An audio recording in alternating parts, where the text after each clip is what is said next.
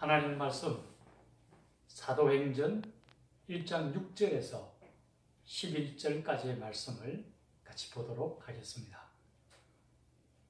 그들이 모였을 때에 예수께 여쭈어 이르되 주께서 이스라엘 나라를 회복하시니 이때니까 하니 이르시되 때와 시기는 아버지께서 자기의 권한에 두셨으니 너희가 알 바가 아니요 오직 성령이 너희에게 임하시면 너희가 권능을 받고 예루살렘과 온 유대와 사마리아와 땅끝까지 이르러 내 증인이 되리라 하시니라. 이 말씀을 마치시고 그들이 보는데 올려져 가시니 구름이 그를 가려 보이지 않게 하더라. 올라가실 때에 제자들이 자세히 하늘을 쳐다보고 있는데 흰옷 입은 두 사람이 그들 곁에 서서 이르되 갈릴리 사람들아 어찌하여 서서 하늘을 쳐다보느냐. 너희 가운데서 하늘로 올리신 이 예수는 하늘로 가심을 본 그대로 오시리라 하셨느니라. 아멘.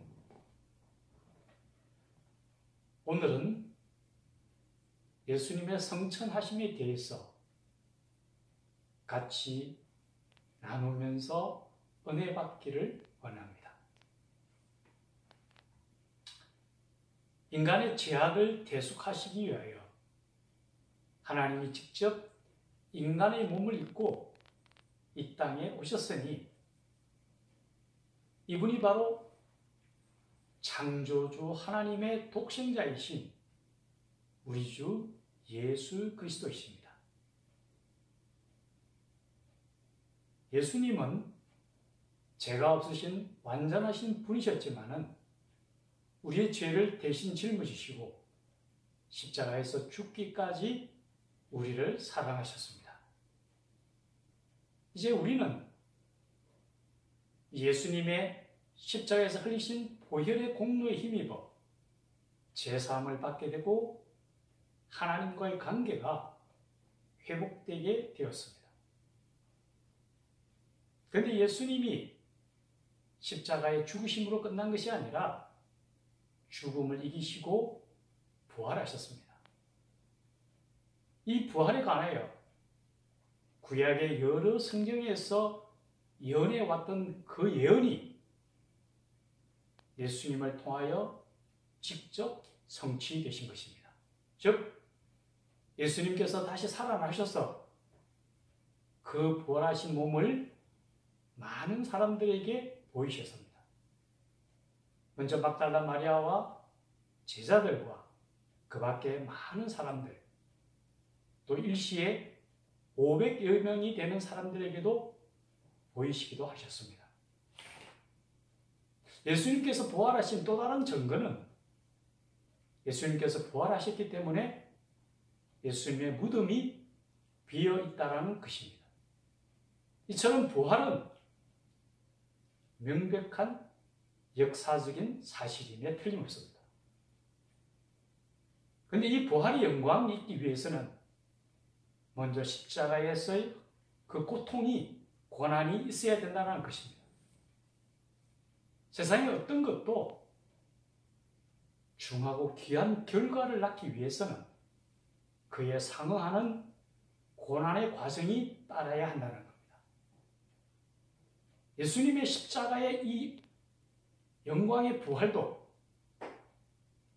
처절한 십자가의 죽음이라는 것을 순종으로 받아들이신 예수님의 순종을 통하여 이루어진 하나님의 구원의 역사라는 것입니다.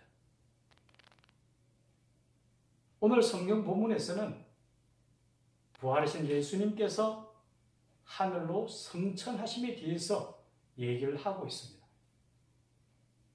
부활하신 예수님께서 40여일 동안 많은 사람들에게 보이시며 하나님 나라의 일을 말씀하신 후에 하늘로 성천하셨습니다. 오늘 이 예수님의 성천에 의해서 몇 가지 중요한 것을 나누기를 원합니다. 먼저 첫째로 부활 성천하신 예수님은 하나님 우편에 앉아 계시며 지금도 역사를 주관하신다는 사실입니다. 즉 예수님은 지금도 살아계셔서 우리를 인도하시고 보호하신다는 것입니다. 우리가 잘 아는 종교개혁가인 루트에 관한 일화를 소개해드리고자 합니다. 종교개혁의 선두를 이룬 루트가 그 종교개혁 당시에 주위로부터 많은 핍박을 받았고 심지어 살인의 위협까지 받게 되었으며 그로 인하여 고통스러운 나날들을 보내고 있습니다. 그런 어느 날 그가 집에 돌아왔을 때에 그 아내가 상복을 입는 모습을 보고 깜짝 놀라서 물었습니다. 아니 여보, 집 안에 누가 죽었기에 상복을 입고 있느냐라고 물었습니다. 이에 아내가 대답하기를 예수님이 죽으셨기에 제가 상복을 입고 있습니다 라고 대답을 했습니다. 그러자 루트는 더 깜짝 놀라서 되물었습니다. 아니 예수님 십자가에 돌아가셨다가 다시 부활하셔서 성천하신 이후에 하나님 우편에 앉아 계시는 걸 당신이 모른단 말이요? 그게 무슨 말이요? 라고 물었습니다. 그래서 아내가 다시 대답하기를 지금 당신이 너무 심각한 절망에 빠져 있는 모습을 볼 때에 예수님이 틀림없이 죽으시리라 생각하고 이렇게 상복을 입었습니다 라고 대답을 했습니다. 이 말을 들은 루트는 깜짝 놀라 자기 자신을 돌아보게 됩니다. 아니 살아계신 주님이 계신데 왜 내가 이렇게 절망과 좌절에 빠져 있는가를 깨닫게 됩니다. 그리고서는 다시 살아나신 주님을 바라보면서 그에게 맡겨졌던 종교개혁을 죽음을 무릅쓰고 끝까지 완수하게 되었습니다. 이제 우리 자신도 살아계신 주님이 아닌 마치 예수님께서 죽은 것처럼 깊은 절망과 좌절에 빠져 있는 건 아닐까요? 우리는 반드시 기억해야 됩니다. 잠시 구름에 가려서 태양이 보이지 않을 때에도 그 구름 위에 태양은 밝게 빛나고 있다는 우리는 알고 있습니다. 우리는 창조주이신 하나님께서 이 세상을 어떻게 역사하시고 주관하시는지 모든 것을 다 알지는 못합니다. 그래서 때로는 하나님께서 침묵하시는 것처럼 느껴질 때도 있습니다. 하지만 우리는 분명히 알고 있습니다. 지금도 그 예수님은 살아 역사하시며 세상의 주권자라는 것을 말입니다. 우리를 지키시고 보호하시는 하나님은 졸지도 주무시지도 않으시는 분입니다.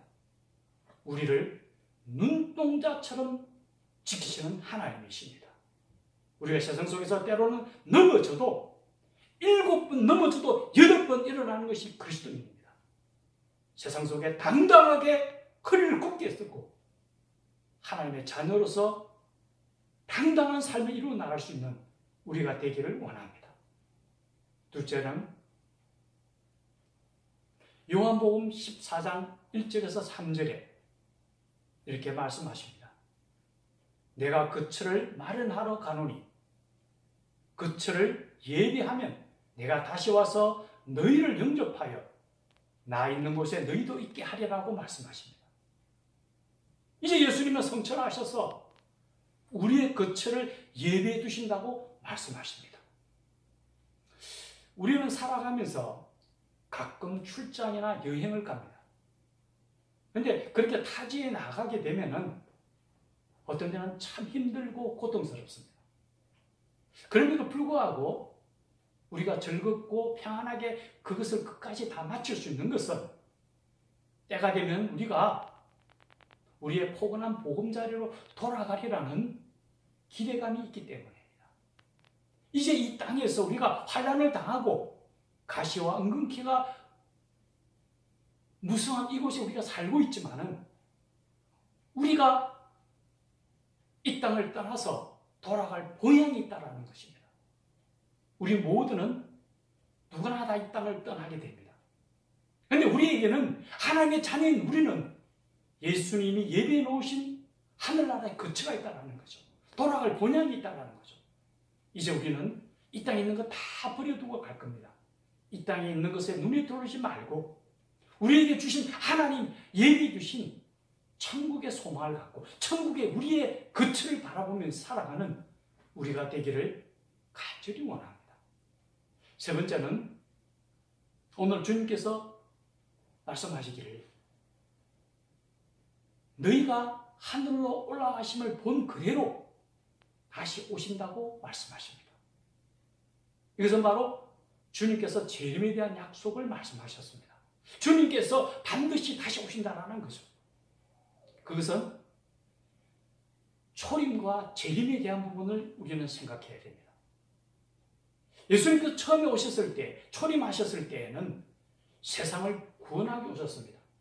그래서 가장 낮은 자의 위치에 오셨고 십자가의 죽으심으로 우리를 죄에서 구원하셨습니다. 그런데 이제 예수님께서 다시 오실 때에는 심판의 주로 오십니다. 천사장의 호령과 나팔 소리로 온다고 말씀하셨습니다. 주님의 재림의 때에는 세상은 심판을 받게 됩니다. 주님의 자녀가 아닌 세상 사람들은 심판을 통하여 영벌에 처해질 것입니다. 하지만 예수님의 자녀인 우리는 영생을 드리게 됩니다. 우리가 바라봐야 될 것은 영생의 몸을 입는다는 겁니다. 우리는 반드시 세상과 구별된 하나님의 자녀로서 영생을 옷을 입게 된다는 사실을 기억해야 됩니다. 그런데 여기서 우리가 한 가지 더 기억해야 될 것은 재림의 시기인 그날과 그때는 아무도 모른다는 거죠. 하나님께서 불현듯 언제 오실지 모릅니다. 도적과 같이 온다고 말씀하셨습니다.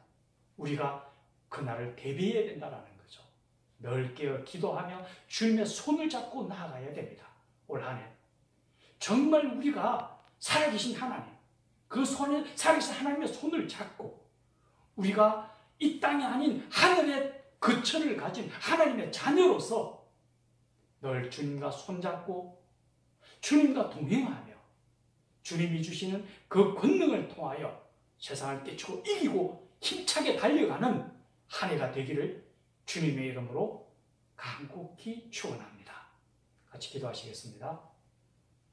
죽음의 권세를 이기시고 부활하신 하나님, 또 그 부활하신 하나님께서 성천하셔서 하나님 우편에 앉아 계시며 우리를 위하여 역사하시고 주관하신 그 주님,